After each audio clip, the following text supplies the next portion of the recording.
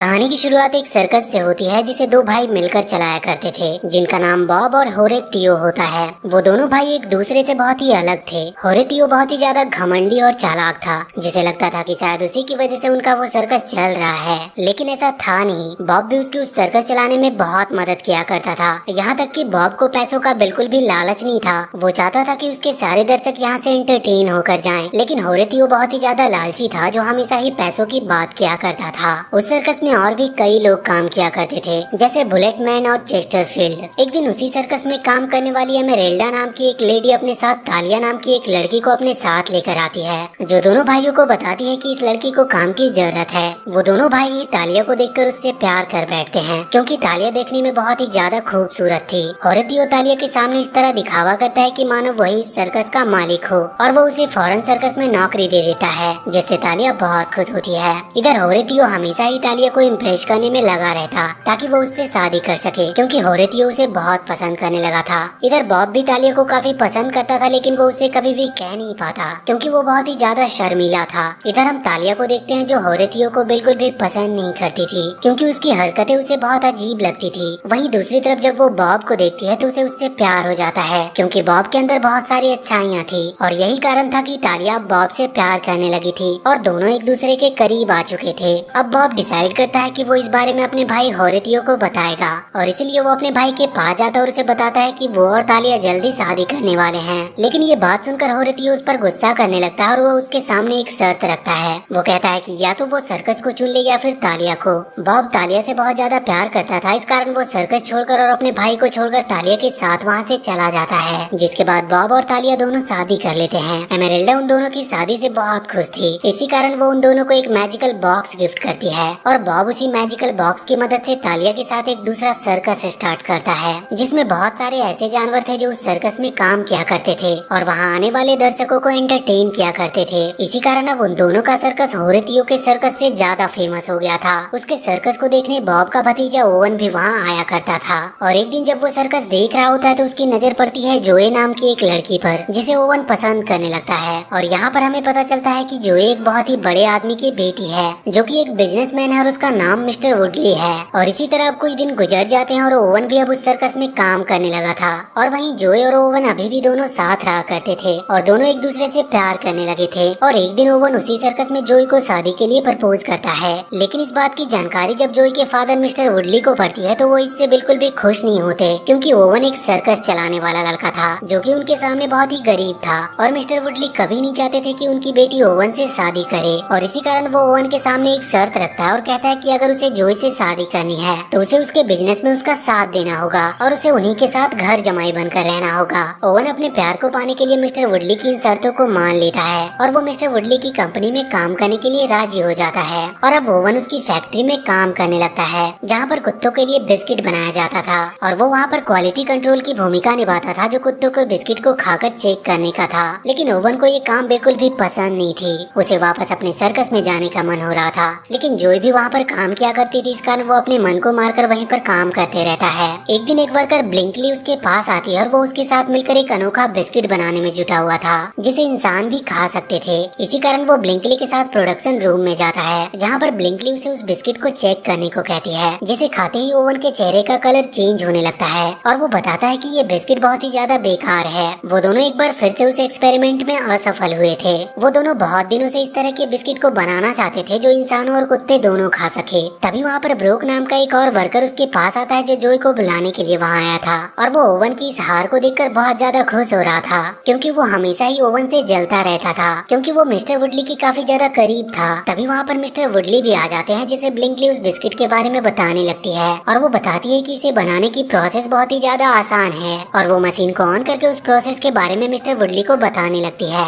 लेकिन ब्रोक जो वहीं पर खड़ा हुआ था, वो मशीन में कुछ छेड़छाड़ कर देता है, जिस कारण ओवरलोड होने के कारण वो मशीन वहीं पर ब्लास्ट हो जाती है, जिससे सारा पेस्ट वहाँ पर मौजूद सभी खड़े लोगों के ऊपर जा गिरता है। मिस्टर वुडली ब्लिंकली की इस हरकत को लेकर बहुत ज्यादा गुस्सा करते हैं। इसके बाद हमें होरेतियो को दिखाया जाता है, जो अपने भाई के जाने की बात से बहुत ज्यादा दुखी था, और उसका सर्कस भी अब कुछ खास चल नहीं रहा था। उसके पास पैसों की तंगी थी, लेकिन उसे अभी भी अपने भाई बॉब से जलन हो रही थी। उसे समझ नहीं आ रहा था कि उसके भाई बॉब का वो सर्कस इतना फेमस कैसे हो गया, और उस सर्कस में काम करने वाले सारे जानवर इतने अच्छे अच्छे स्टंट कैसे कर पाते हैं। ये जानने के लिए वो बॉब और तालिया के घर पहुंचता है, जहां पर उसका सामना बॉब के पालतू कुत्ते और बिल्ली से होता है। उनसे बचने के लिए वो वहां से भागने लगता है और उसी दौरान उस रूम में आग लग जाती है जहां पर बॉब और तालिया सो रहे थे और वो उन्हें मरता हुआ छोड़कर वहां से भाग जाता है। तभी तालिया और बॉब की मौत की खबर ओवन और जोए को मिलती है। उन्हें पता चलता है कि सर्कस में आग लगने के कारण बॉब और तालिया की मौत हो चुकी है, जिस कारण वो सीधा सर्कस पहुंचते हैं, जहां पर सर्कस में काम करने वाले सारे लोग उनको श्रद्धांजलि दे रहे थे। तभी वहां पर होरेतियो भी अपने साथियों के साथ आ जाता है और बॉब और तालिया के मरने के बाद वो उस सर्कस को हथियाना चाहता था और वहाँ पर रह रहे जानवरों को भी वो हथियाना चाहता था, क्योंकि उन्हीं जानवरों के कारण वो सर्कस इतना फेमस हुआ था। लेकिन वहाँ पर काम करने वाले लोग होरेतियो के सामने झुकने वाले नहीं थे। इसी कारण होरेतियो उन सभी के ऊपर अपने आदमियों से अटैक करवा देता है। सारे लोग अपनी अपनी जान बचाने के लिए इधर उधर भागने लगते हैं। ओवन और जो इन सब चीजों को देखकर बहुत ज्यादा डर जाते हैं और इसीलिए वो भी अपनी जान बचाकर वहाँ से भागने लगते हैं। तभी हम उन्हीं दो कुत्ते और बिल्ली को देख पाते हैं जो अपने पास रखे हुए मैजिकल बॉक्स को ओवन और जोई के हवाले कर देते हैं और इसके बाद वो दोनों वहाँ से चले जाते हैं। लेकिन इसी बीच होरेतियो का एक आदमी जुचीनी ये सब देख रहा होता है, इसीलिए उसे ओवन और जोई पर शक होता है और वो उनका पीछा करने लगता है। कार में ओवन उस मैजिकल बॉक्स को खोल कर देखता है जिसके अंदर उसे कुछ ऐसे बिस्किट नजर आते हैं जो जानवरों के शेप के थे और ये वही मैजिकल बॉक्स था जो एमेरेल्डा ने बॉब और तालिया को शादी के बाद दिया था, जिसकी मदद से उन्होंने इस सर्कस को बनाया था। वो लोग कार से आगे बढ़ ही रहे होते हैं, तभी उनकी बेटी मैक जो उसी कार में बैठी हुई थी वो अपने फादर ओवन से वो बिस्किट खाने के लिए मांगती है, लेकिन ओवन उसे वो बिस्किट देता नहीं है। लेकिन मैक को बहुत भूख लग रही थी, इस कारण वो रास्ते में एक फल की दुकान पर रुकते हैं, जहाँ ओवन को कार में बैठे वक्त ब्लिंकली का कॉल आता है। वो उसकी बातों में इतना बिजी हो जाता है कि उस मैजिकल बॉक्स में रखे हुए उन्हीं जानवरों के शेप वाले बिस्किट के एक बिस्किट को खा लेता है, जिसके बाद वो एक अजीब से छोटे से जानवर हैमस्टर में बदल जाता है। और ये सब जुचीनी देख रहा होता है, जो ये देखकर पूरी तरह से चौंक चुका था।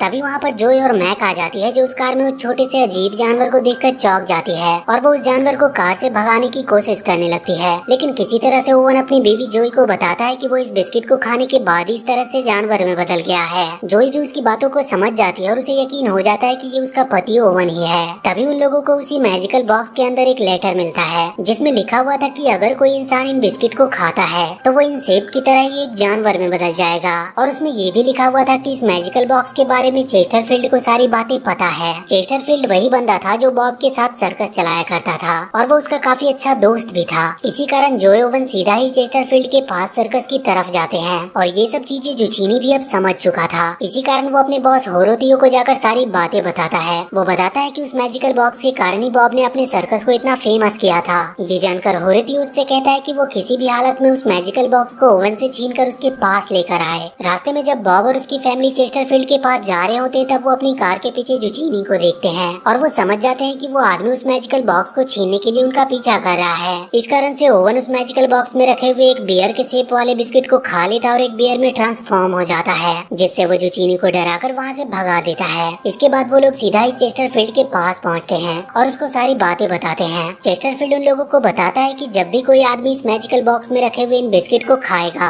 और वो जिस भी बिस्किट को खाएगा उसी जैसे एनिमल में बदल जाएगा और वो वापस से दोबारा अपने असली कैरेक्टर में भी आ सकता है, क्योंकि उस मैजिकल बॉक्स में उसी के कैरेक्टर का एक बिस्किट भी तभी वहाँ पर आ जाता है। चेस्टरफील्ड उन लोगों को बताता है कि ये मैजिकल बॉक्स कभी भी खाली नहीं हो सकता और इसके अंदर बिस्किट कभी खत्म नहीं होते। ये सारी बातें जानने के बाद ओवन अपने शेप वाले बिस्किट को खाकर अपने असली रूप में आ जाता है। उसी दौरान चेस्टरफील्ड ओवन और जॉय को बताता है कि तुम्हारे अंकल होरेतियो इस मैजिकल बॉक्स के पीछे पड़े हुए हैं और वो किसी भी हालत में अपने सर्कस को बचाने के लिए इस मैजिकल बॉक्स का इस्तेमाल करना चाहते हैं। चेस्टरफील्ड ओवन को उस मैजिकल बॉक्स की रक्षा करने को कहता है ताकि वो गलत हाथों में ना पड़ जाए। इसके बाद हम होरेतियो को देखते हैं, जिसके बाद जुचीनी जाता है जो उनका पीछा कर रहा था। वो उसे बताता है कि वो उस मैजिकल बॉक्स को ओवन से छीनने में नाकामयाब रहा। इस बात से होरेतियो बहुत ज्यादा गुस्सा हो जाता है और वो उसे बताता है कि उसे वो मैजिकल बॉक्स किसी भी कीमत पर चाहिए। वो उसे वहाँ से दोबारा उसी मैजिकल बॉक्स को ढूंढ कर लाने को कहता है। अब रात होने पर ओवन और जॉय चेस्टरफील्ड के पास ही रुकते हैं, जहाँ पर चेस्टरफील्ड ओवन और जॉय को बताता है कि बॉब और तालिया के मरने के बाद अब उस सर्कस के असली मालिक वो दोनों ही हैं।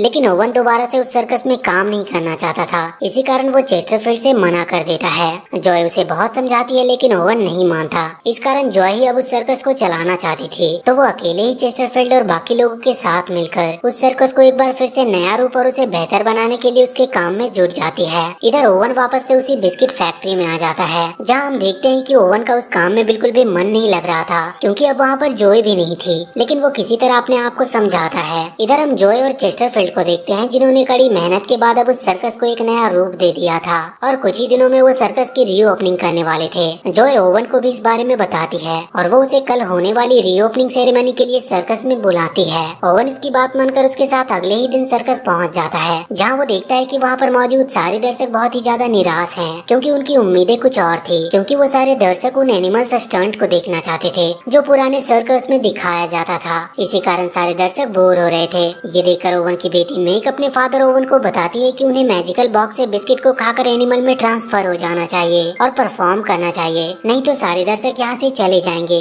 अपनी बेटी की बात मानकर ओवन तरह तरह के एनिमल में बदल जाता है और वहाँ पर मौजूद सारे दर्शकों को बारी बारी